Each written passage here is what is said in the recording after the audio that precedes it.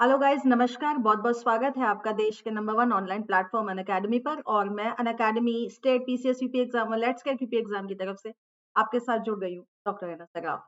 Guys, मैं आपके लिए आजकल चूंकि मल्टीपल एग्जाम्स की आप लोग तैयारी कर रहे हैं, तो हमारा भी इनिशिएटिव है कि भाई आपको कम समय में हम ज्यादा से ज्यादा क्वालिटी कंटेंट प्लेटफॉर्म पे। तो गाइस, इसी पहल के चलते हम आपके लिए कुछ रिवीजन क्लासेस यानी कि कुछ महत्वपूर्ण एमसीक्यूज जिसमें स्टैटिक जीके, जनरल साइंस, कुछ टॉपिक्स, पूरे साल के करंट अफेयर्स और कुछ महत्वपूर्ण चीजें जो मैं आप लोगों के साथ शेयर करना चाहूंगी। तो इस पूरी सीरीज में सुबह 11 बजे की आप लोग मेरे साथ जुड़े रहेंगे और अपने डाउट्स अपने टेलीग्राम, हमारा जो टेलीग्राम चैनल है वहां पर आप लोग पोस्ट करते रहेंगे। तो वीडियो पर आगे चलने से पहले गाइज आपको बता दें कि अनअकैडमी देश का नंबर 1 ऑनलाइन प्लेटफॉर्म है। हमारी इस क्लास में हम आपके साथ दो तीन चीजें डिस्कस कर सकते हैं, static GK, current affair, science, MCQs भी और साथ में कुछ इंपॉर्टेंट टॉपिक्स भी। मेरा परिचय आप लोग जानते ही हैं, डेली आप लोग मुझसे मिलते हैं अनअकैडमी के प्लस प्लेटफॉर्म पे स्पेशल क्लासेस में। तो गाइज, हमारा टेलीग्राम चैनल पहले तो नोट कर ले, इसको सब्सक्राइब कर ले फटाफट से। और उसके अलावा गाइस हमारा ये, पहले मैं आपको बताना चाहूंगी कि देखिए 12 दिसंबर तो ऑलरेडी निकल गई है। अब बात आती है 26 दिसंबर की। तो आने वाले इन सभी सेशंस के लिए और आगे के लिए भी हमारी एक टेस्ट सीरीज लगातार चलती है सुबह 10 बजे। संडे को ज्यादातर ये टेस्ट सीरीज हम कराते हैं गाइस। 200 नंबर की टेस्ट सीरीज होती है, उसमें जो भी आपका रैंक आता है उसमें हम आपको उस हिसाब से स्कॉलरशिप प्रोवाइड करते हैं प्लस सब्सक्रिप्शन।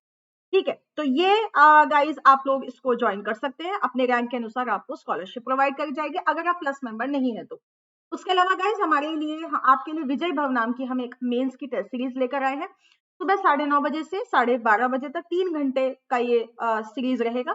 और इसमें देखिए ऑलरेडी हमारे पास 12 दिसंबर तक सब कुछ कंप्लीट हो चुका है, लॉ बैलो चल रहा है पूरा। एक दिसंबर में 5 दिसंबर को, फिर 12, फिर 19 और फिर 26 दिसंबर आप लोग अपने अपने स्केड्यूल के हिसाब से ज्वाइन कर सकते हैं। अनअकैडमी का ये ऐप होता है गाइज, आप इस ऐप को डाउनलोड करें और अपना नाम नंबर डालें। अगर आप अनअकैडमी को पहली बार इंस्टॉल कर रहे हैं तो वहां पर आप एक फ्री इनवाइट कोड RENA10 डाल सकते हैं। उसके अलावा गाइज अनअकैडमी देश का नंबर 1 प्लेटफॉर्म है। क्यों? क्योंकि हम आपको मल्टीपल कोर्सेज अवेल कराते हैं केवल एक सब्सक्रिप्शन पर। उसके अलावा गाइज आपको मिलती है लाइव डाउट क्लासेस। आपके पास जितने भी डाउट्स हैं आप हमसे पूछ सकते हैं अलग अलग प्लेटफॉर्म पर। हम 3 प्लेटफॉर्म पर आपके साथ मिलते हैं। यूट्यूब पर स्पेशल क्लासेस जो फ्री ऑफ कॉस्ट होती है हर बच्चे के लिए, और प्लस प्लेटफॉर्म जिसमें हम आपको एक स्ट्रक्चर्ड तरीके से हर एग्जाम की तैयारी कराते हैं। उसके अलावा गाइज आप अपने रिकॉर्डेड सेशंस को कहीं से भी कभी भी किसी भी वक्त देख सकते हैं। बेस्ट एजुकेटर्स, बेस्ट मेंटोर के साथ उनकी टीम आपके साथ लगातार है। कॉरेस्पॉन्डेंस कोर्सेज के साथ साथ हम आपको मल्टीपल पीडीएफ एक्सेस करने का मौका देते हैं। आप एक वीडियो को मल्टीपल टाइम्स देख सकते हैं, डाउनलोड कर सकते हैं, नोट्स बना सकते हैं, अपने एकेडमिक कैलेंडर को मेंटेन कर सकते हैं, वर्कशॉप, स्ट्रैटेजी सेशंस और मास्टर क्लासेस को बच्चों सॉल्व कर सकते हैं। आगे बढ़ती हूँ बच्चों। अनअकैडमी पर UP police constable scholarship test का ड्यूरेशन आप नोट कर लिए। उन्नत नाम की लेखपाल की टेस्ट सीरीज, बूस्टर सीरीज आप लोग नोट कर ले।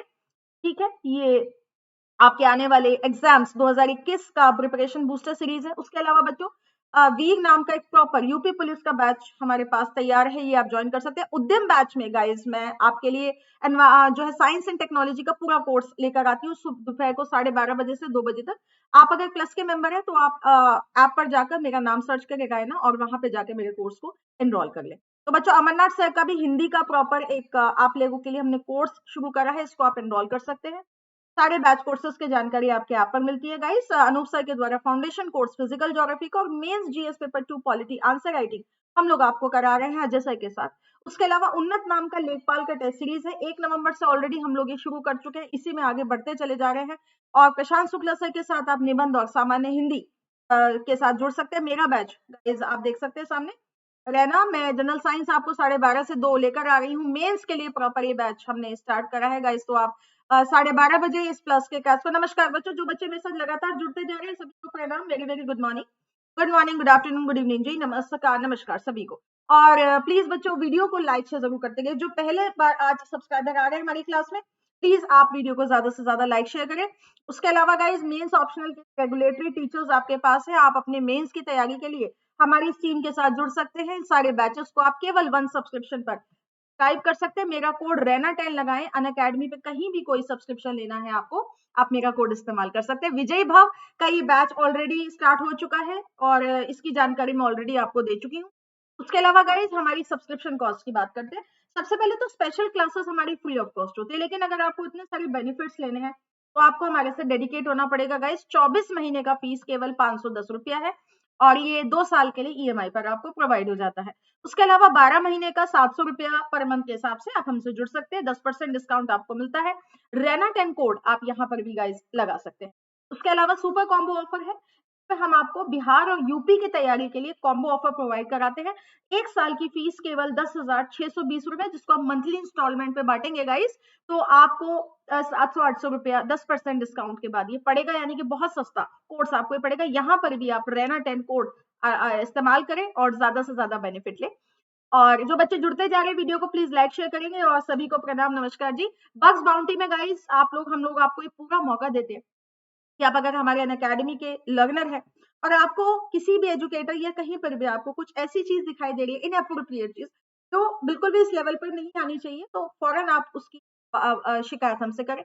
अगर आपकी बात सही होगी तो उसके लिए आपको प्राइज दिया जाएगा। इनएप्रोप्रिएट कंटेंट के लिए एक फॉर्म आपको दिया जाता है डिस्क्रिप्शन बॉक्स में। फ्री स्पेशल क्लासेस गाइस, मेरी फ्री स्पेशल क्लासेस आप ज्वाइन कर सकते हैं रात को 9:30 बजे। बच्चों, इसमें मैं करंट अफेयर्स का एक धाकड़ बैच चला रही हूँ आजकल, तो करंट अफेयर्स का बैच आप मेरे साथ ज्वाइन करें रात को 9:30 बजे। पहली बार आएंगे तो रेना 10 कोड लगाना है आपको, ठीक है? ऐप पर जाकर मेरा नाम सर्च करें, आपको मेरी क्लासेस मिल जाएगी। टेलीग्राम चैनल सब्सक्राइब करें, यूट्यूब चैनल सब्सक्राइब करें गाइस, और उसके अलावा वीडियोस को ज्यादा से ज्यादा अपने दोस्तों में, अपने ग्रुप्स में लाइक शेयर और सब्सक्राइब करें। अपने सोशल नेटवर्किंग चैनल पे लगातार हमारे साथ जुड़े रहे। हम ढेर ढेर सारे बेहतरीन कंटेंट आपके साथ शेयर करेंगे। अपने इस 11 बजे के समय पर डेली आपको जुड़ना है। लाइक शेयर करें, दबाकर subscribe. Thank you so much guys. PDF के लिए आप हमारे साथ जुड़ सकते हैं। क्लास को शुरू करने से पहले आपको बता दूं कि आगे गाइस रेना 10 कोड एक तो आपको याद रखना है, दूसरा ज्यादा से ज्यादा वीडियो को लाइक शेयर करना है, हमारी ऐप पर आना है, स्पेशल क्लासेस में आना है। जैसा जबरदस्त कंटेंट आपको यहाँ मिलता है यूट्यूब पर, तो वैसा ही उससे ज्यादा जबरदस्त कंटेंट आपको मिलेगा हमारी स्पेशल क्लासेस में गाइस। तो चलिए शुरू करती हूँ आज की क्लास। सारे बच्चों ज्वाइन कर लेंगे, इतने हम आज की क्लास शुरू करते हैं। चलिए, थैंक यू सो मच। आज आपके लिए मैं क्या लेकर आई हूँ, इकोलॉजी और एनवायरमेंट का आज पहला दिन है। क्लास को बिल्कुल मिस नहीं करेंगे और क्लास को ज्वाइन करेंगे। तो चलिए, पहला क्वेश्चन आपके सामने मैं लगाने जा रही हूँ। पहला क्वेश्चन आ रहा है गाइस, फटाक से आंसर देंगे। जो आंसर आता है वही आंसर आप देंगे। इकोलॉजी, पारिस्थितिकी किस चीज का अध्ययन है गाइस, बताएं। Ecology is the study of the relationship between organism and environment, men and forest, soil and water, husband and wife। चलिए, बहुत शानदार उत्तर और बिल्कुल हल्का क्वेश्चन। हेलो शिप्रा, नमस्कार, good evening, very very good evening. तो गाइस, बहुत प्यारा और हल्का सा क्वेश्चन आपके लिए लेकर आए। पहला क्वेश्चन आज का बिल्कुल सही। अच्छा, पारिस्थितिकी मतलब हमारे और पर्यावरण के बीच में जो एक संतुलन है वही पारिस्थितिकी है। और आपको मैं बता दूं बच्चों, इकोलॉजी जो ये टर्म हमें दी थी, ये हमें दी थी टांसले। ए टांसले, बच्चों आप नाम नोट कर सकते हो साइंटिस्ट का, इकोलॉजिस्ट है ए टांसले, जिन्होंने सबसे पहले इकोलॉजी नाम की जो टर्म थी को बनाया था, कॉइन करा था। चलिए, अगला क्वेश्चन आता है बच्चों, वही आ गया यहाँ पर जो मैंने पूछ रही थी कि ट्रांसलेन वो सॉरी इकोसिस्टम, ये टर्मिनोलॉजी भी किसने प्रपोज करा था?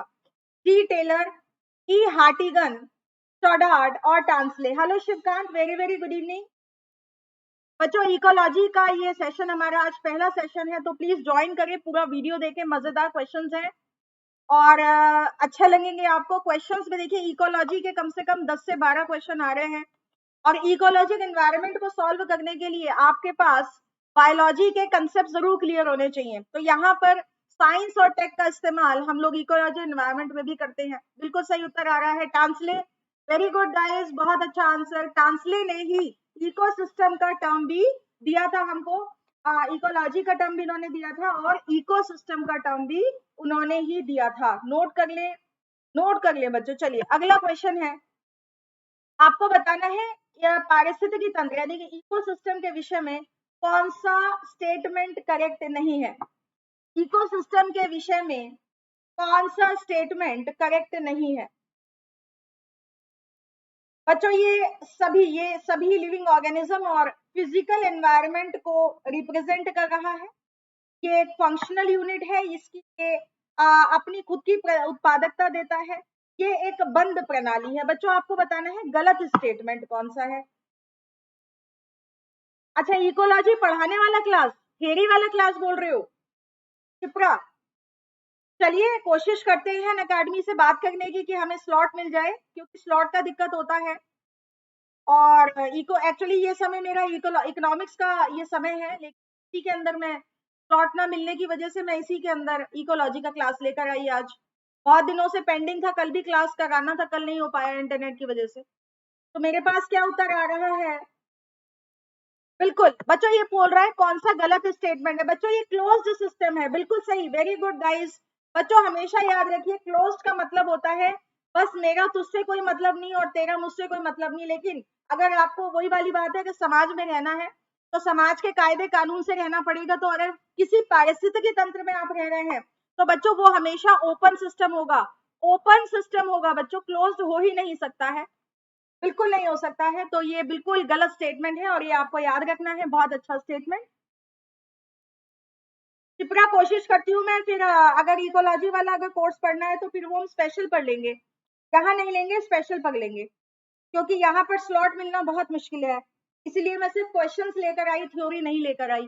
क्योंकि क्या होता है कि थ्योरी शुरू कर दिया तो बीच में अगर मान लीजिए क्लास का स्लॉट बंद हो गया फिर वो बीच में रह जाता है। तो हम एक काम करेंगे, हम स्पेशल पर कोशिश करते हैं आधे घंटे का आपको मेन जो इकोलॉजी एनवायरनमेंट का रिवीजन क्लास वहां पर लगा दें ताकि आपका रिवीजन हो जाए। ठीक है, चलिए अगला क्वेश्चन आता है। बच्चा आपको बताना है कि इकोसिस्टम के बारे में दोबारा से क्वेश्चन है कि कौन सा स्टेटमेंट गलत है, कौन सा स्टेटमेंट गलत है, गलत, नॉट करेक्ट। बताइए बच्चों, दोबारा से फटाक से आंसर आना चाहिए। इकोसिस्टम की परिभाषा क्या कहती है कि हमारे हमसे बच्चों इकोसिस्टम तीन चीजों से मिलकर बनता है, बहुत ध्यान से देखिएगा। इकोसिस्टम में क्या क्या आता है, इकोसिस्टम में क्या क्या आता है? एक आते हैं बायोटिक फैक्टर्स, बायोटिक फैक्टर यानी कि हिंदी में कहते हैं जैविक तत्व। दूसरा फैक्टर आता है अबायोटिक, अबायोटिक अजैविक। ये तो बिल्कुल बेसिक सी चीज है, आपको पता ही है। बच्चों बायोटिक में क्या क्या चीजें आती हैं? बायोटिक फैक्टर्स में क्या क्या आएगा बताओ मुझे। इसमें हम लोग आते हैं, यानी कि सारे जीव आते हैं, जीव जंतु आते हैं, ऑर्गेनिजम्स आते हैं। और ऑर्गेनिजम्स के साथ साथ मैं आपको बता दूं पौधे आते हैं, है ना, जानवर आते हैं। और बच्चों सबसे बढ़िया बात जो आप लोग गलती करके आते हो पेपर में कि इसमें सूक्ष्म जीव भी आते हैं, माइक्रो ऑर्गेनिजम्स भी आते हैं, जो आप लोग छोड़ देते हो। माइक्रो ऑर्गेनिज्म का मतलब हो गया बैक्टीरिया, यस, फंगाई, है ना, प्रोटोजोआ, ये सब बच्चों उसके अंदर आता है। वायरस, क्या वायरस बायोटिक फैक्टर्स का पार्ट है? बच्चों क्या वायरस बायोटिक फैक्टर में आएगा कि नहीं आएगा, मुझे ये बताइए। राम जी, मैंने तो अनअकैडमी का स्पेशल क्लास बताया है। अनअकैडमी ऐप आप डाउनलोड करेंगे तो वहां पर सीधा आप रैना डाल के सर्च करिएगा, रैना साइंस, मेरा आपको पूरा प्रोफाइल दिख जाएगा, उसको आप फॉलो कर ले। स्पेशल क्लास लगती है, उसमें आपको कोई पैसा नहीं देना होता। अनअकैडमी का स्पेशल क्लास बिल्कुल फ्री ऑफ कॉस्ट होता है, बस उसमें आपसे कोड जरूर मांगेगा, तो रैना 10 कोड लगा दीजिएगा जब भी आप क्लास में आए स्पेशल पर। तो बस आपको अपने आप मोबाइल पर एक ऐप डाउनलोड करना है अनअकैडमी का, उसमें अपना नाम नंबर डालना है, फिर उसमें आपको मेरा एक स्पेशल कोड डालना है, क्लास में आ जाना है, छुट्टी, कोई पैसा आपको नहीं देना है। ठीक है, अनअकैडमी पर, हाँ जी। और कोर्स कौन सा सेलेक्ट करिएगा? यूपीपीएससी वाला कोर्स सेलेक्ट करिएगा। तो बच्चों क्या वायरस आएगा? Virus is a part of biotic factors और नॉट? मैंने क्वेश्चन पूछा आपसे, क्या पर्यावरण में हम वायरस को बायोटिक फैक्टर का पार्ट मानते हैं कि नहीं मानते हैं, बताइए। क्या वायरस हमारे इकोसिस्टम का पार्ट है? बहुत शानदार क्वेश्चन पूछा है मैंने, जरा सोच के आंसर दीजिए। Virus is a part of ecosystem और नॉट?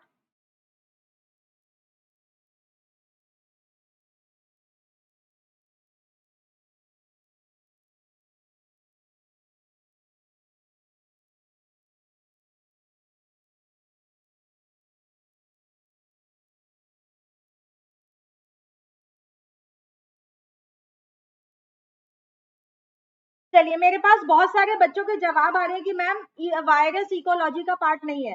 बिल्कुल गलत जवाब है सभी का, बिल्कुल गलत जवाब। बच्चों आप एक बात भूल रहे हो, आप याद करो, मैंने आपसे ये तो बोला था कि वायरस खुद कोई जीव नहीं होता, लेकिन वायरस को एक जीव तो चाहिए होता है ना। तो यानी कि अगर किसी होस्ट पे वायरस अटक गया तो वायरस भी तो इकोलॉजी का पार्ट हो गया। और आप ये भूल रहे हो कि बायोटिक और अबायोटिक दोनों फैक्टर्स होते हैं हमारे पास। अबायोटिक में क्या आता है?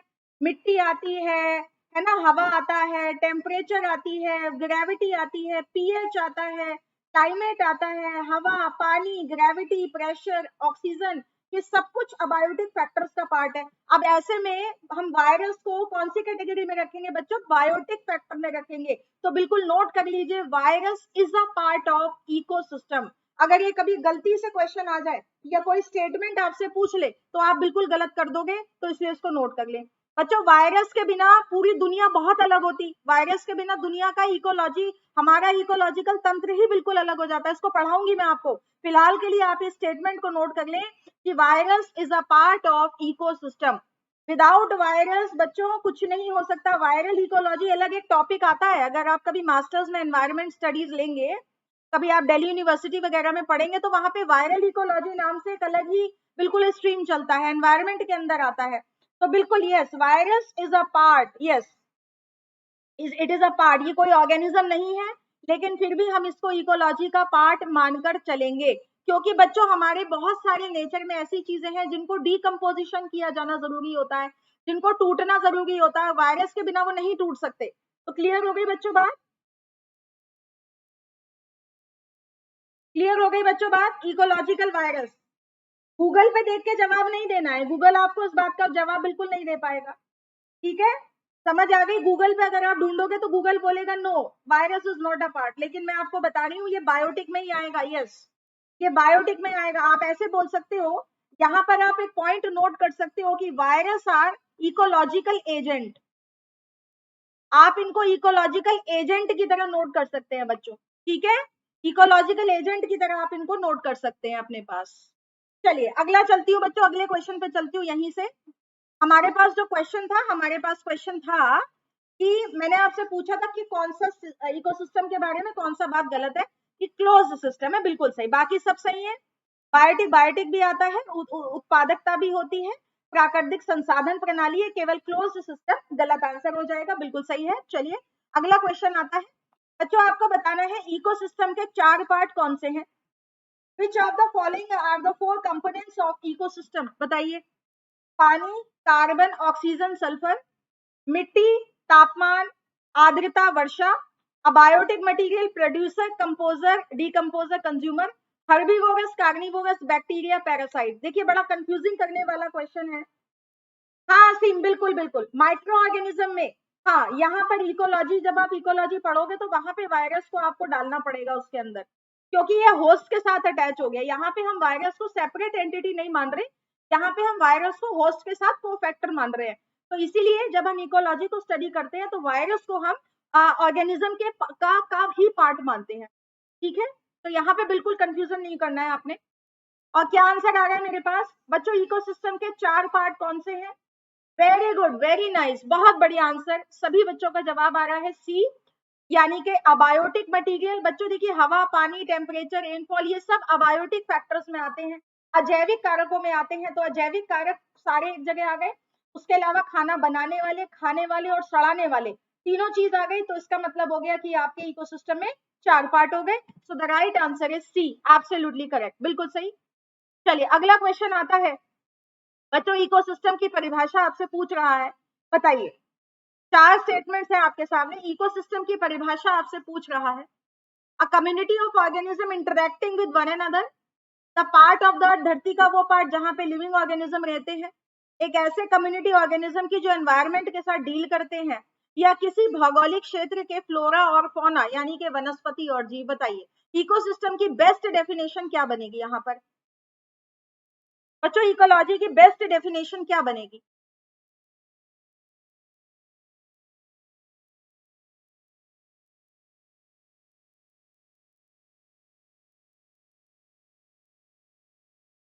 मेरे पास आंसर्स आ रहे हैं बच्चों के। हेलो प्रदीप वर्मा जी, नमस्कार, very very good evening. 6C यानी कि कम्युनिटी ऑफ ऑर्गेनिज्म जो एनवायरमेंट के साथ डील कर रहे हैं, जहां पर वो रहते हैं। और बिल्कुल सही आंसर है आप सभी का, बहुत सही आंसर। राम सिंह का भी बिल्कुल सही आंसर, वेरी गुड, बहुत बढ़िया आंसर्स आ रहे हैं। मजा आ रहा है भाई, आप लोगों का इकोलॉजी एनवायरमेंट अच्छा है इसका मतलब। और थोड़ा सा ब्रशअप हमें करने की जरूरत है। बिल्कुल बिल्कुल बढ़िया जा रहे हैं, वेरी गुड। चलिए अगला क्वेश्चन आता है बच्चों, आपको बताना है आर्टिफिशियल इकोसिस्टम, कृत्रिम पारिस्थितिकी तंत्र क्या चीज होती है? पॉन्ड यानी कि जो पॉन्ड तालाब, इसको आप हिंदी में क्या बोलते हैं? तालाब या झोड़ या पोखर, खेत या फॉरेस्ट जंगल। बताइए बच्चों, आर्टिफिशियल इकोसिस्टम किस में आता है? बहुत अच्छा क्वेश्चन, बहुत इंपॉर्टेंट क्वेश्चन। तालाब, खेत, फॉरेस्ट या इनमें से कोई नहीं? बच्चों ये बेसिक क्वेश्चंस मैं आपको बिल्कुल करा रही हूँ, अभी एडवांस क्वेश्चन भी कराऊंगी, और मैं सोच रही हूँ कि चैप्टर बाय चैप्टर आपको क्वेश्चन करा दिए जाए, क्योंकि इससे आपका सारा चैप्टर रिवाइज हो जाएगा। बिल्कुल। आर्टिफिशियल इकोसिस्टम के अंदर क्या आएगा? चलिए मेरे पास सभी के आंसर, बच्चों जो भी आता है जवाब दें। हमारे यहाँ ये बिल्कुल अच्छी, ये बिल्कुल ये नहीं है कि कौन गलत जवाब दे रहा है, बस मैं ये चाहती हूँ कि आप पार्टिसिपेट करें और जो भी आपको पता है वो जवाब आप यहाँ दें।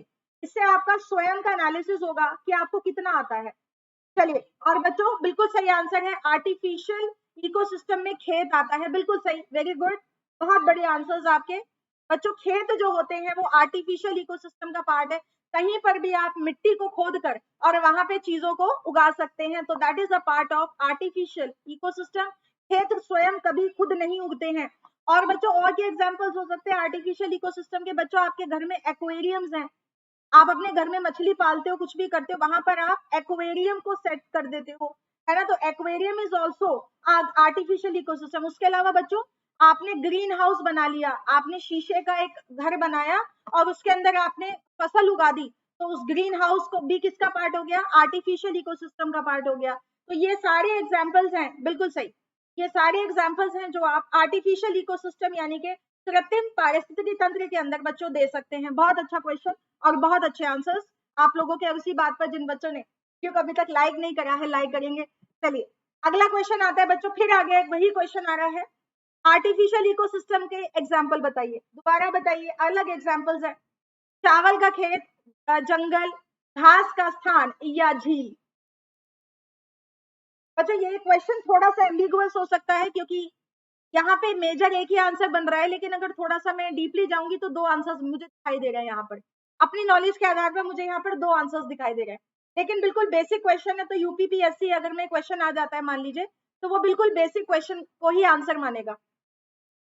और मेरे पास सभी के आंसर्स आ रहे हैं, चावल के खेत, बिल्कुल सही बच्चों। और मैं आपको डीपली बता देती हूँ, अगर यूपीएससी में ये क्वेश्चन आता तो वो आपसे बोलता विच ऑफ द फॉलोइंग, तो वो आपको ऑप्शन देता 1 2 एंड 3, 1 एंड 4, 2 3 एंड 4, वो ऐसे क्वेश्चन आपको देता। तो यूपीएससी में जब ये आता तो आपको बच्चों इसका एक आंसर और देना था, लेक। बच्चों झील कृत्रिम रूप से भी बनाई जा सकती है, झील को कृत्रिम रूप से भी बनाया जा सकता है, लेक्स जो होती हैं वो आर्टिफिशियल भी हो सकती हैं, ठीक है? तो यहाँ पर अगर ये क्वेश्चन मल्टीपल चॉइस में आता तो आप लोग इसका आंसर में लेक को भी आंसर में लगाते, ठीक है? इसे नोट कर लें आप बच्चों, झील हम आर्टिफिशियल भी बना सकते हैं, ठीक है? तो अगर यहाँ पे एक से ज्यादा आपसे आंसर पूछेगा तो आप लेक में भी उसका आंसर देंगे, इसको नोट कर लें आप, ठीक है? लेकिन अगर यूपीपीएससी में सिंगल चॉइस का आंसर मांग रहा है, मैं वही आपसे बोल रही हूँ, क्वेश्चन पे डिपेंड करता है और एग्जाम पे डिपेंड करता है, एग्जाम पे डिपेंड करता है कि कौन सा एग्जाम का आप पेपर दे रहे हो या आपसे कौन सा आंसर मांग रहा है, सिंगल आंसर मांग रहा है कि मल्टीपल चॉइस मांग रहा है, तो उसी के अनुसार बच्चों आप आंसर्स देंगे, ठीक है? चलिए अगला क्वेश्चन आता है बच्चों, आपको बताना है कि एक पूरे एनवायरमेंट में किसी एक जगह पर जितने लोग सरवाइव कर सकते हैं, क्वेश्चन समझिएगा, जितने नंबर ऑफ ऑर्गेनिज्म, जितने समर्थ जीव वहां सपोर्ट हो सकते हैं, उसको क्या कहा जाता है? पॉपुलेशन, कैरिंग कैपेसिटी, वहन क्षमता, पिरामिड ऑफ बायोमास या पिरामिड ऑफ नंबर, या नन ऑफ द फॉलोइंग। बहुत बेसिक क्वेश्चन है और इंपॉर्टेंट क्वेश्चन है।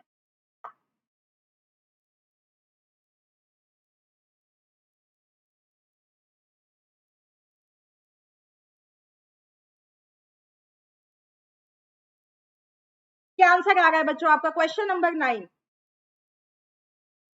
जनसंख्या, वहन क्षमता, पिरामिड ऑफ नंबर या बायोमास। बच्चों पिरामिड का तो यहाँ कोई मतलब ही नहीं है, अरे आपका पर्यावरण जितने लोगों को सपोर्ट कर रहा है वो कहा जाएगा carrying capacity. Very good Pragya, very good Shipra, very good Pradeep, बहुत बढ़िया। कैरिंग कैपेसिटी कितना वहन कर सकती है? अभी पॉपुलेशन बढ़ रहा है धरती का और हमारे पास बच्चों प्राकृतिक संसाधन कम हो रहे हैं, तो ऐसे में क्या कहा जा रहा है कि धरती की जो वहन क्षमता है वो धीरे धीरे कम होती जा रही है। इसको बोला जाता है कैरिंग कैपेसिटी, सीसी। और बच्चों किसी भी पर्यावरण को जब हम जांचते हैं ना, तो हमेशा वहां की कैरिंग कैपेसिटी से जांचते हैं। इंपॉर्टेंट क्वेश्चन है, नोट करिए। इन बच्चों का गलत हुआ है, नोट करिए।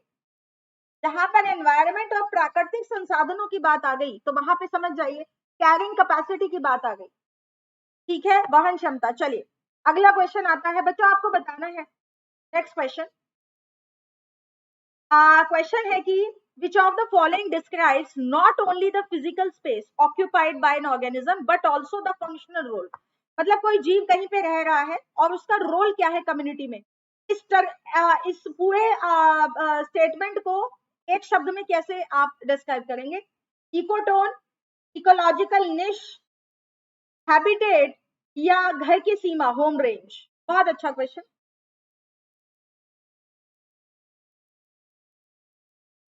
क्या कहा जाता है बच्चों, एक कोई जीव है कहीं पे रह रहा है और साथ में वहां पे कुछ काम भी कर रहा है, मतलब कि उसका एक रोल है वहां पर उस जगह पर, तो ऐसे में उसको क्या बोला जाएगा, उस जगह को क्या बोला जाएगा? चलिए मेरे पास जो आंसर्स आ रहे हैं, बी आ रहा है, यानी कि इकोलॉजिकल निश। वेरी गुड गाइस, बहुत बढ़िया आंसर।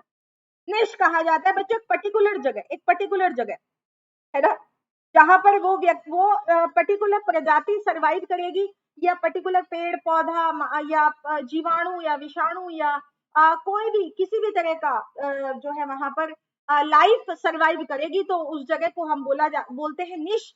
यहाँ पे एक पर्टिकुलर मिट्टी होती है, पर्टिकुलर हवा होती है, पर्टिकुलर टेम्परेचर होता है, एक खास तरह के पेड़ पौधे यहाँ पर आपको मिलते हैं, तो वो जगह को हम क्या बोलते हैं बच्चों? निश बोलते हैं। निश का मतलब अपनी एक सेपरेट स्पेस, अपनी एक सेपरेट स्पेस, दैट इज निश। चलिए अगला क्वेश्चन आता है बच्चों, आपको बताना है एक ऐसी जगह जहां पर कोई ऑर्गेनिज्म जी रहा है, उसको क्या बोला जाता है? हैबिटेट, इकोसिस्टम, निश, बायोम, या इनमें से कोई नहीं?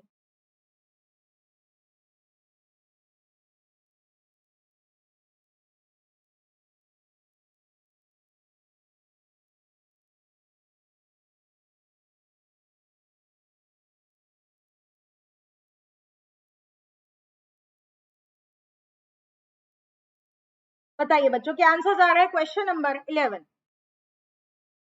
तो मेरे पास आंसर्स आ रहे हैं ए हैबिटेट बच्चों इसका सही आंसर क्या बनेगा बताइए? एक एक्चुअल लोकेशन जहां पर कोई जीव रह रहा है, जहां पर एक ऑर्गेनिज्म रह रहा है, क्या बनेगा? हैबिटेट, इकोसिस्टम, निश, बायोम। सोच लीजिए, पक्का हैबिटेट है? आंसर गलत भी हो सकता है, आंसर गलत भी हो सकता है।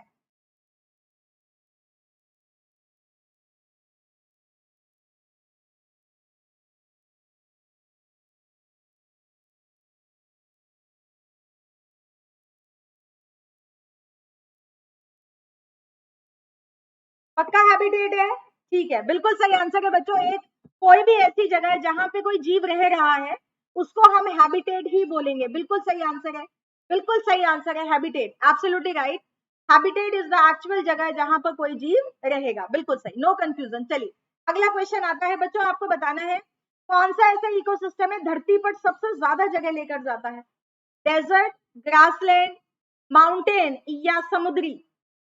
धरती पर लार्जेस्ट एरिया सबसे ज्यादा लेकर जा रहा है, दुनिया का, वो अर्थ का सबसे बड़ा इकोसिस्टम।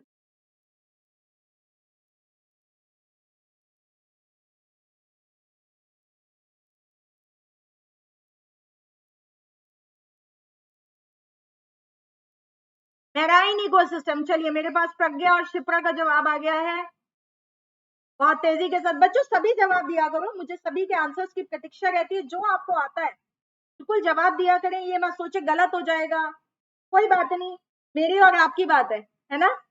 चलिए प्रदीप जी का आंसर आ गया है डी।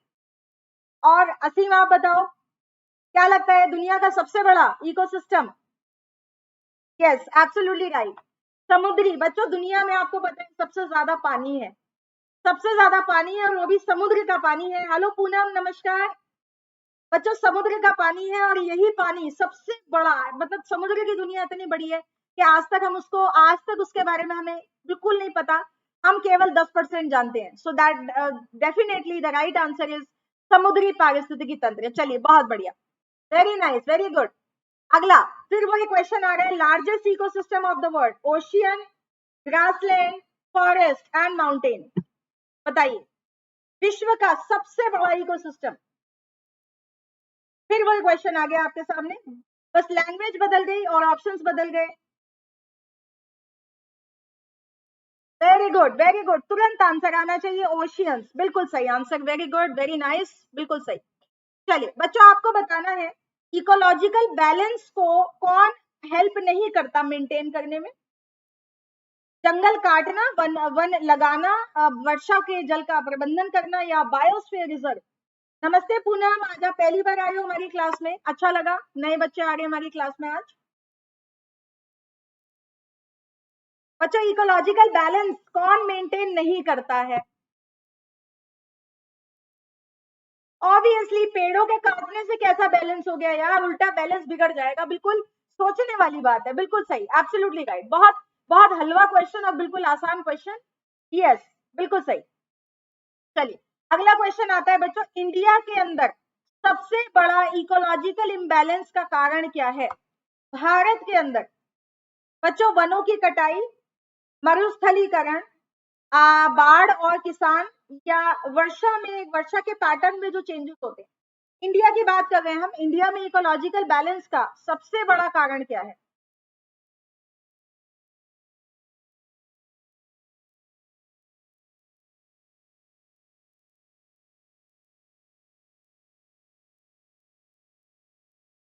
चलिए मेरे पास आंसर्स आ रहे हैं, ए और प्रज्ञा बोल रही हैं डी, और राम सिंह बोल रहे हैं ए, डिफॉरेस्टेशन।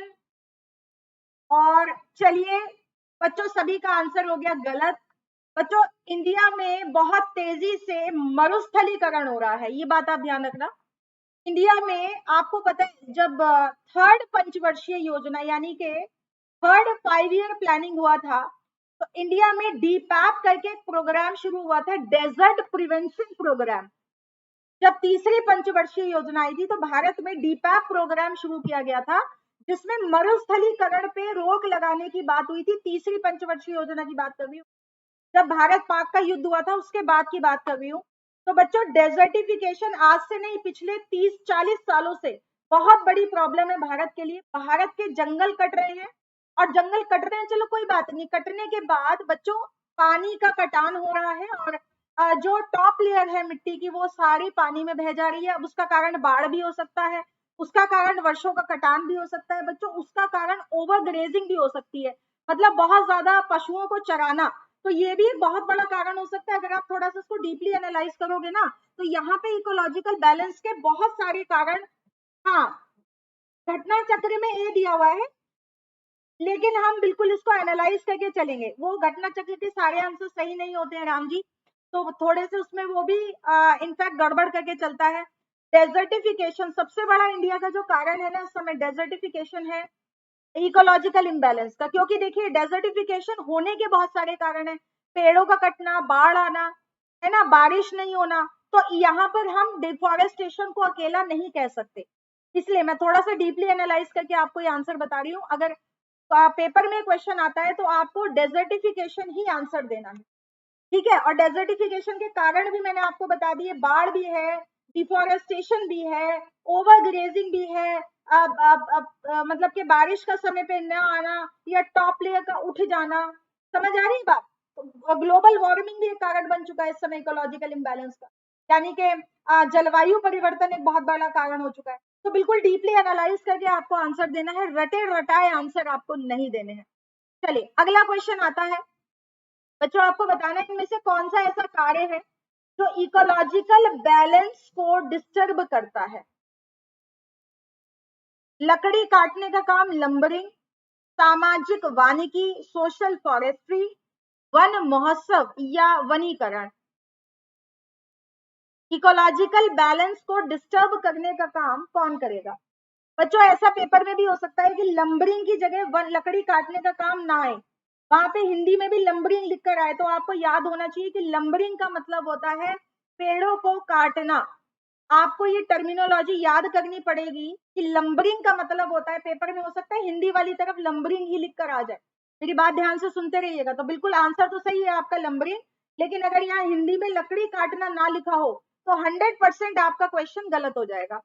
ठीक है, तो इसके लिए आपको ये याद रखना है कि लंबरिंग जो है वो बेसिकली लकड़ी काटने को कहते हैं बच्चों। अच्छा मुझे एक बात बताओ, यहाँ पर मैं एक क्वेश्चन आपसे और पूछ रही हूँ, एक सेकंड क्वेश्चन आपसे पूछ रही हूँ बच्चों। हम लोग बहुत सारे पेड़ लगाते हैं जो कागज इंडस्ट्री में काम आते हैं, पेड़ लगाए जाते हैं कागज इंडस्ट्री के लिए। आपको बताना है जब ऐसी पेड़ लगाने की एग्रीकल्चरी की जाती है उसको क्या कहते हैं? द साइंस ऑफ फॉरेस्ट्री, उसको क्या कहा जाता है बच्चों? जब पेड़ स्पेशली इसलिए लगाए जाते हैं कि हमें कागज चाहिए, हमें टिम्बर चाहिए, तो उस एक्ट को क्या कहा जाता है बताएं, क्या बोला जाता है उसको? बताइए बताइए बताइए। पेड़ लगाने को, जब पेड़ स्पेशली कमर्शियल के लिए लगाया जाता है उसको क्या बोला जाता है? मान लीजिए लकड़ी के लिए हमें लकड़ी काटनी है इसलिए हम पेड़ बना रहे हैं, 10-10 साल पुराने पेड़ लगा रहे हैं। चंदन चाहिए इसलिए चंदन के पेड़ लगा रहे हैं, नारियल चाहिए इसलिए नारियल का पेड़ लगा रहे हैं। इसको क्या कहा जाता है पता नहीं, चलिए मैं बताती हूँ, नोट करिए बच्चों, डेंड्रोलॉजी। डेंड्रोलॉजी, डेंड्रोलॉजी याद कैसे रखेंगे? डेंड्रो डंडा लकड़ी पेड़, डेंड्रो डंडा लकड़ी पेड़, याद रखिए इसको और नोट करिए। पेड़ लगाने को कमर्शियली जब आप पेड़ लगाते हैं कमर्शियल काम के लिए, और बच्चों डेंड्रोलॉजी के अलावा दूसरा एक शब्द और आता है एग्रो फॉरेस्ट्री। एग्रो फॉरेस्ट्री, ये दोनों टर्मिनोलॉजी इसी काम के लिए यूज होती हैं, नोट कर लीजिए। डेंड्रोलॉजी और दूसरा आएगा एग्रो फॉरेस्ट्री। ठीक है, नोट कर लिया बच्चा जी? Have you noted it down? Note कर लीजिए बच्चों, ये एक्स्ट्रा चीजें होती हैं, मैं साइड के साइड आपको बता देती हूँ, जो इंपॉर्टेंट होती है और पेपर में आई हुई होती है और पेपर में आपसे आगे भी पूछ लिया जाता है। ठीक है, चले आगे, चले नेक्स्ट क्वेश्चन पर। चल बहुत बढ़िया, अगला क्वेश्चन आता है बच्चों, आपने ट्रॉपिक लेवल के नाम सुने होंगे, जब भी आप इकोलॉजी पढ़े हो आपने ट्रॉपिक लेवल के नाम सुने होंगे। आपको बताना है सबसे हाईएस्ट ट्रॉपिक लेवल क्या है इकोसिस्टम पर? हर्बीवोरस यानी कि शाकाहारी, कार्निवोरस मांसाहारी, सर्वाहारी या डिकम्पोजर्स यानी कि जो सड़ा गला खाते हैं या चीजों को सड़ाते हैं। बच्चों हाईएस्ट ट्रॉपिक लेवल क्या बनेगा बताएं?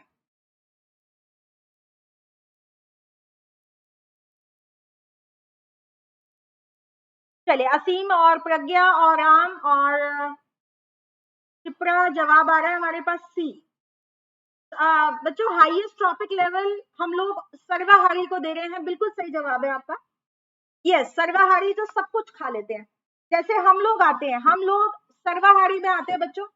हम लोग पेड़ भी खा लेंगे, हम लोग मांस मच्छी भी खा लेते हैं, है ना, हम लोग सब कुछ खा लेते हैं।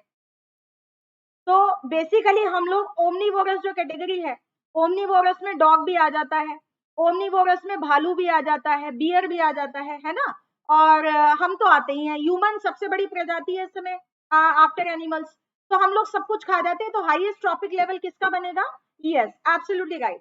और बच्चों हम लोग फंगस भी खा जाते हैं, हम लोग कुछ नहीं छोड़ते, हम लोग कुछ नहीं छोड़ते, हम सब कुछ खा जाते हैं, तो इसीलिए हम लोग हाईएस्ट ट्रॉपिक लेवल पर आते हैं। बिल्कुल, हमें कहा जाता है अल्टीमेट शिकारी, हम शिकारी का भी शिकार कर लेते हैं, so we are the ultimate carni, मतलब ultimate people on in the ecosystem. चलिए अगला क्वेश्चन आता है बच्चों, आपको बताना है बायोटिक फैक्टर नहीं है, कौन सा नहीं है? हवा, पौधा, जीवाणु या जानवर?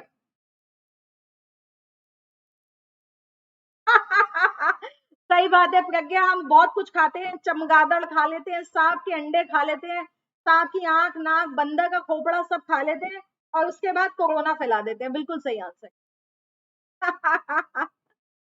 बायोटिक कंपोनेंट्स क्या है बच्चों? कौन सा नहीं है? हवा, यस एब्सोल्युटली राइट, हवा नहीं है, हवा। बच्चों पूछ रहा था नॉट अ बायोटिक कंपोनेंट, गलत कर दिया, एयर आएगा, हवा आएगा, बिल्कुल सही आंसर। बाकी सब बायोटिक में आते हैं, बायोटिक फैक्टर्स में आते हैं। ठीक है, चलिए अगला क्वेश्चन बच्चों, आपको बताना है किसी भी इकोसिस्टम में प्राइमरी सोर्स, मुख्य सोर्स ऊर्जा का क्या चीज है? किण्वन के द्वारा दी गई एनर्जी, सोलर एनर्जी, सौर ऊर्जा, प्रेजर्व्ड वेजिटेबल शुगर, जो सब्जियों में चीनी से आपको मतलब मिठास मिलती, या इनमें से कोई नहीं? बच्चों बहुत साधारण सा क्वेश्चन है, समझने वाली बात है बस। अच्छा, राम जी नहीं खाते, राम जी मैं भी नहीं खाती हूँ, लेकिन दुनिया में बहुत सारे ऐसे लोग हैं जो बहुत कुछ गंदा खाते हैं। Solar energy, yes absolutely right बच्चों। 100% ऊर्जा धरती पे कहां से आ रही है? सूर्य से। सूर्य से पौधों में ऊर्जा आ रही है, और पौधों को कौन खा रहा है? पौधों को फिर आगे जीव खा रहे हैं, तो 100% सोलर एनर्जी, बिल्कुल सही उत्तर।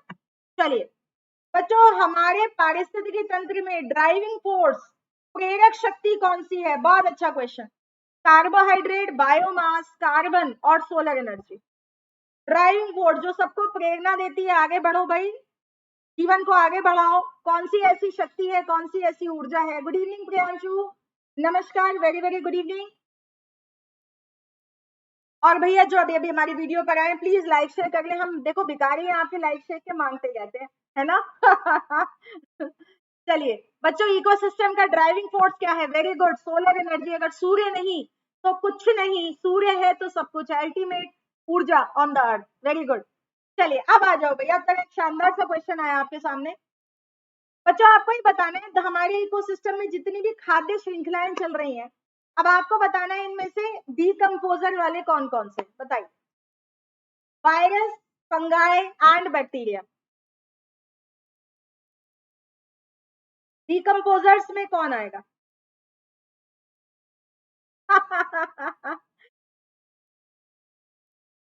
वायरस, बैक्टीरिया एंड फंगाई, बताइए बच्चों, आंसर्स बताइए।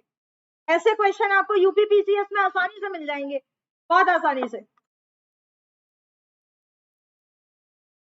चलिए मेरे पास आंसर आ रहा है, यहाँ डीकंपोजर्स की बात हो रही है, डीकंपोजर्स, वायरस, फंगाई और बैक्टीरिया, और मेरे पास प्रज्ञा का जवाब आ गया है बी, 2 एंड 3, और असीम भी 2 एंड 3, और राम जी भी 2 एंड 3। वेरी गुड, बहुत बढ़िया आंसर। बच्चों फंगाई और बैक्टीरिया ये दोनों डीकंपोजिंग होते हैं, बिल्कुल सही आंसर पकड़ा है आपने, बिल्कुल सही पकड़ा है। वायरस डीकंपोजिंग नहीं होता बेटे, ये होस्ट पे सरवाइव करता है, यही बात पकड़ने वाली थी बस, और यही गलती आप पेपर में कर आओगे जाकर, है ना, कि वायरस बैक्टीरिया सब भाई भाई है, सबको एक जगह लपेट दो, ऐसा नहीं होता। ये भाई नहीं है, ये जानी दुश्मन है दोनों एक दूसरे के। वायरस बैक्टीरिया को भी खा जाता है, मैंने आपसे बताया था अपनी क्लास में, खा जाता है कि नहीं खा जाता, है ना? तो बैक्टीरिया और वायरस कोई भाई भाई नहीं है, यहाँ पे सब जो है दुश्मन है एक दूसरे के। तो सही आंसर है 2 एंड 3, एब्सोल्युटली राइट। चलिए अगला क्वेश्चन, और आंसर में बिल्कुल नहीं जाएंगे, जो आपको सही लग रहा है, ये आंसर रेड जो हो रहा है इस पे बिल्कुल नहीं जाएंगे, जो आपको लगता है वो आप बताओ, ठीक है?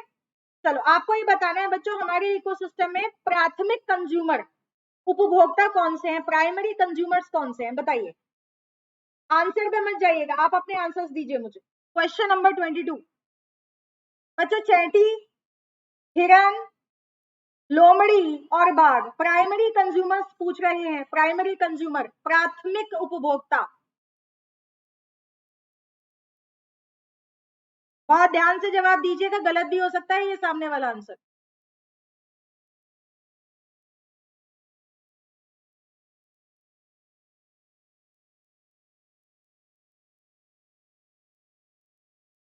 जो आपको लगता है वही आप जवाब दें, हो सकता है ये आंसर सही भी हो सकता है आंसर गलत भी। 1 एंड 2, 2 एंड 3, 1, 2 एंड 3, और 2, 3 and 4। Hello mister Nauman Mansoori ji, नमस्कार, वेरी वेरी गुड इवनिंग।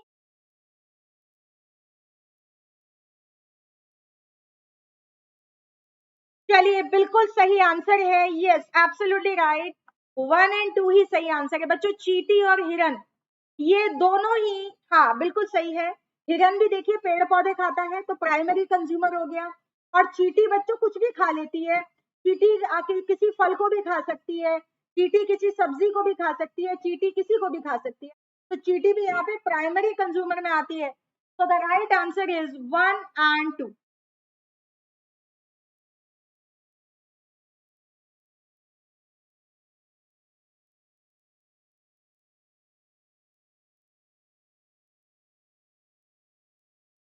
बिल्कुल सही आंसर है। चलिए अगला क्वेश्चन आता है बच्चों, फूड चेन में आदमी क्या है, मैन का क्या रोल है? फूड चेन में मैन का क्या रोल है? प्रोड्यूसर है, प्राथमिक उपभोक्ता है, या प्राइमरी सेकेंडरी दोनों है, या केवल सेकेंडरी कंज्यूमर है? बताइए। आदमी, मैन क्या चीज है? अभी मैंने थोड़ी देर पहले आपको बताया था और आपने खुद जवाब दिया था, मुझे अपने आप ही आपने सही जवाब दे रहे हो, आप सारे जवाब आज सही दे रहे हो और मेरा दिल खुश हो रहा है कि आप लोग बढ़िया जवाब दे रहे हैं। Question number 23।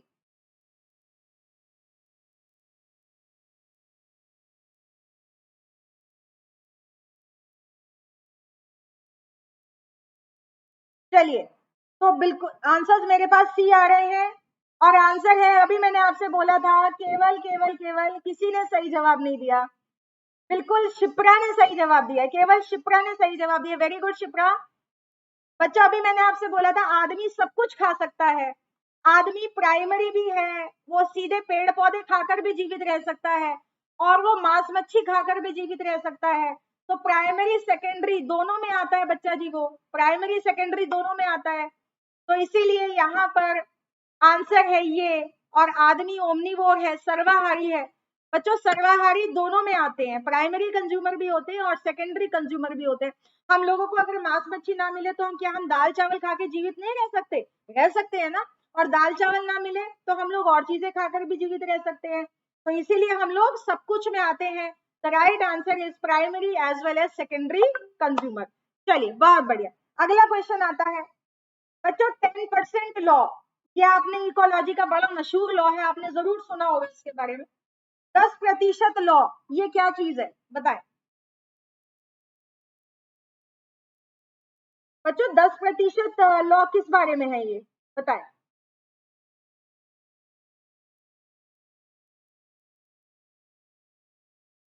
भोजन के रूप में, या एक जगह से दूसरी जगह स्थानांतरित करना, या ऊष्मा को स्थानांतरित करना, या पानी को स्थानांतरित करना, या इनमें से कोई नहीं? Very good very good very good, बहुत अच्छे आंसर्स हमारे पास, बिल्कुल सही उत्तर है, ऊर्जा के स्थानांतरण की बात हो रही है। बच्चों ये लॉ किसने दिया था? Lindeman. Lindeman's law of energy transfer कहा जाता है 10% लॉ। लिंडमैन इनके आंसर है, अगर कभी आ जाए तो आपको आंसर देना है लिंडमैन। और बच्चों इन्होंने क्या बोला था कि हर लेवल पर, यानी कि सूर्य से जब पौधों में ऊर्जा आ रही है, तो मान लीजिए सूर्य में 100% ऊर्जा, पौधों में केवल 10% रह जाएगी, पौधों से आगे जाएगी 1% रह जाएगी, और पौधों से अब में जाएगी 0.1% रह जाएगी। तो यही था आपका Lindeman's law of 10% energy transfer. Important है, कई बार पेपर में आ जाता है, नोट कर लीजिए। ठीक है, यानी कि जो बच्चों सर्वाहारी सबसे ऊपर जो होता है, उसमें केवल 0.1 ऊर्जा ट्रांसफर होती है सूर्य की, क्योंकि अभी हमने क्या पढ़ा था कि सूर्य का केवल टोटल जो ऑल ओवर ऊर्जा का जो मेन स्रोत है, that is what, solar energy. ठीक है, चलिए अगला क्वेश्चन आता है बच्चों, आपको बताना है समुद्री पर्यावरण में प्राइमरी प्रोड्यूसर्स क्या होते हैं, वहां पर कौन खाना बना रहा है बताइए। बहुत अच्छा क्वेश्चन, इंपॉर्टेंट क्वेश्चन।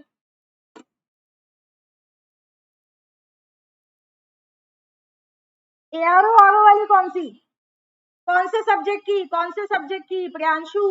मेरा प्लस का क्लास तो 18 तारीख से आएगा ना, सैटरडे से शुरू हो रहा है।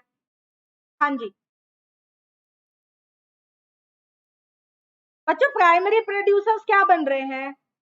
मेरे पास आंसर्स आ रहे हैं, phytoplankton. Very good guys, very good, बहुत बढ़िया आंसर्स, बहुत बढ़िया आंसर्स बच्चों। और यहाँ पर मैं आपको एक गलती बताऊंगी, अगर ये सिंगल आंसर पूछता है तो बिल्कुल आप लोग फाइटोप्लैंक्टन जवाब देंगे, लेकिन अगर ये मल्टीपल चॉइस में पूछता है आपसे, मान लीजिए एक से ज्यादा आपसे क्वेश्चन पूछता है, तो यहाँ पर आपको सीवीड भी आंसर में देना है। 1 और 2 दोनों ही प्राइमरी प्रोड्यूसर में आते हैं। सीवीड किसको कहते हैं हम लोग बच्चों? जो बड़े साइज की एल्गाई होती है, बड़े साइज की मैक्रो एल्गाई, बड़े साइज की अलगाई होती है, उसको सीवीड कहा जाता है।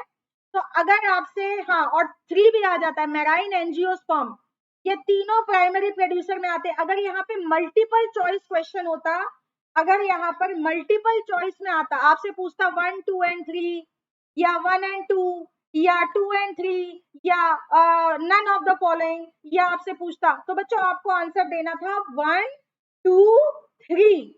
समझ आ रहा है? क्लियर हो रहा है बात? हो सकता है यूपीपीएससी में आपसे थोड़ा सा टिपिकल करके पूछ दे और 1 से ज्यादा आंसर्स आपसे पूछ ले, तो आपको ये आंसर्स याद रखने हैं। ठीक है जी? ठीक है, क्लियर हो गई बात? इकोसिस्टम क्लियर हो गया ये? चले आगे चले।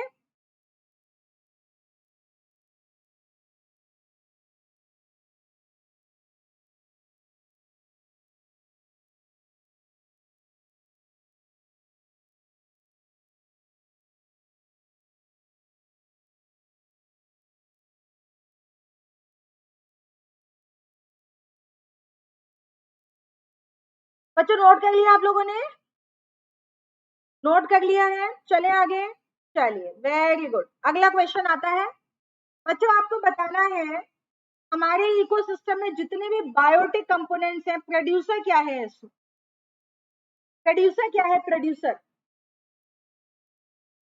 गाय, मोर, बाघ और हरे पौधे। भाई बहुत आसान क्वेश्चन है, इससे हलवा क्वेश्चन कुछ नहीं है। ठीक है, हरे प्लांट्स, कौन से प्लांट्स? हरे प्लांट्स। बच्चों एक बात बताओ, अगर यहाँ पर, बिल्कुल सही है, अगर यहाँ पर ब्राउन प्लांट्स होता तो,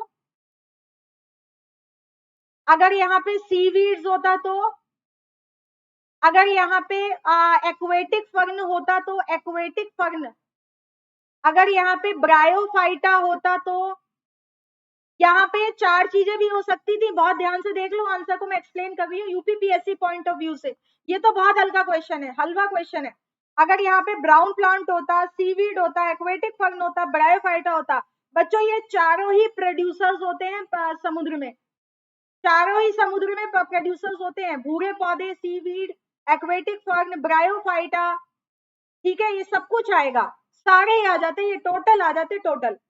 ठीक है, तो ये आंसर्स आपको याद रखने हैं, इंपॉर्टेंट है ये। चलिए अगला क्वेश्चन, और बच्चों आज का लास्ट क्वेश्चन, उसके बाद मैं आपसे विदा लूंगी। बच्चों आपको बताना है ट्रॉपिक 1, आपने ट्रॉपिक लेवल पढ़ा होगा, लेवल 1 पे कौन आता है? लेवल 1 शाकाहारी, मांसाहारी, सर्वाहारी और हरे पौधे। ट्रॉपिक लेवल 1 पर क्या आता है? बच्चों अभी सिंपल क्वेश्चन मैं लगा रही हूँ, फिर अभी टिपिकल भी आएंगे आगे, बिल्कुल घबराना नहीं है। अभी मैं बिल्कुल सिंपल क्वेश्चन लगा रही हूँ, आपको वार्म अप कर रही हूँ। जैसे जैसे हम इस क्लास में आगे बढ़ेंगे ना, वैसे वैसे आप ये मान के चलिए कि बच्चों आपको क्या मिलेगा आगे, क्या मिलेगा, और थोड़े लेवल 2 क्वेश्चन आपको मिलने शुरू हो जाएंगे। चलिए, अभिनव मिश्रा नमस्कार, गुड इवनिंग। तो बच्चों उसका सही आंसर है हरे पौधे, बिल्कुल सही। लेवल 1 पर कौन आता है? हरे पौधे आते हैं। पहले हरे पौधे आएंगे, उसके बाद उन्हें खाने वाले आएंगे, उसके बाद उन्हें खाने वाले आएंगे, और फिर सबको खाने वाले आ जाएंगे। Very good. चलिए अगला क्वेश्चन बच्चों, लास्ट क्वेश्चन है, इसके बाद हम क्लास को एंड करेंगे। बच्चों पारिस्थितिकी तंत्र के बारे में कौन सा बात सही है? ध्यान से देखिएगा। राम सिंह जी, मेरा नोटिफिकेशन का नीचे बेल प्रेस कर लीजिए आप। जब भी 7 बजे वाला क्लास लाइव होगा, फौरन आपके उस पर बेल आइकन हो जाएगा, उस पर आप बेल आइकन प्रेस कर लीजिए। मेरा सुबह 11 बजे का क्लास आता है साइंस का, और शाम को 7 बजे का क्लास आता है। 2 यूट्यूब पे मेरे क्लास आते हैं, ठीक है, उसको आप नोट करिए। बताइए बच्चों, ये क्वेश्चन आज का लास्ट क्वेश्चन है और मुझे आंसर्स चाहिए आप सभी से। प्राइमरी कंज्यूमर बहुत कम उत्पादकों पे डिपेंडेंट होते हैं। प्राइमरी कंज्यूमर बहुत ज्यादा है, प्रोड्यूसर से ज्यादा प्राइमरी कंज्यूमर है। और बच्चों आपको ये बताना है, उत्पाद प्राइमरी कंज्यूमर से ज्यादा है, ठीक है, प्रोड्यूसर्स, सॉरी यहाँ पे आना था, प्रोड्यूसर ज्यादा है कंज्यूमर से, और सेकेंडरी कंज्यूमर सबसे ज्यादा है और सबसे पावरफुल है। क्या आंसर बन रहा है बच्चों? इकोसिस्टम के बारे में क्या आंसर बन रहा है सही, बताइए। ज्यादातर मेरे पास जो आंसर आ रहे हैं, सी आ रहा है कि बनाने वाले ज्यादा हैं खाने वालों से। आप लोग बोल रहे हो कि बनाने वाले ज्यादा हैं खाने वालों से, ठीक है, और बिल्कुल सही बात है बच्चों। प्राइमरी कंज्यूमर से बनाने वाले ज्यादा हैं, बिल्कुल सही। Producers are more than primary consumers बच्चों, वेरी इंपॉर्टेंट क्वेश्चन और बहुत अच्छा क्वेश्चन था। यूपीपीएससी लेवल का क्वेश्चन है ये, आरओ लेवल का क्वेश्चन है ये, बिल्कुल आप इसको फॉलो कर सकते हो। तो चलिए गाइज, आज के लिए बस इतना ही। हेलो अमन वर्मा, नमस्कार, वेरी वेरी गुड इवनिंग। और जो बच्चे अभी भी हमारी वीडियो पर आए हैं, हम सभी को धन्यवाद करते हैं इस क्लास को ज्वाइन करने के लिए। बच्चों, कल फिर मिलूंगी आपसे मैं एक नई क्लास के साथ। जब तक अपना ध्यान रखें आप, और सुबह 11 बजे साइंस की क्लास में मिलती हूँ, और स्पेशल क्लास शुरू कर रही हूँ दोबारा से। बीच में डिस्टर्ब हो गया सब इंटरनेट वगैरह की वजह से, तबियत की वजह से दोबारा से शुरू करती हूँ और आपको नोटिफिकेशन डालती हूँ ग्रुप पर। जब तक के लिए अपना ध्यान रखें। Thank you so much. Video को लाइक करना ना भूलें, बेल आइकन दबाना ना भूलें। Thank you so much. जय हिंद, जय Bharat, good night and take care.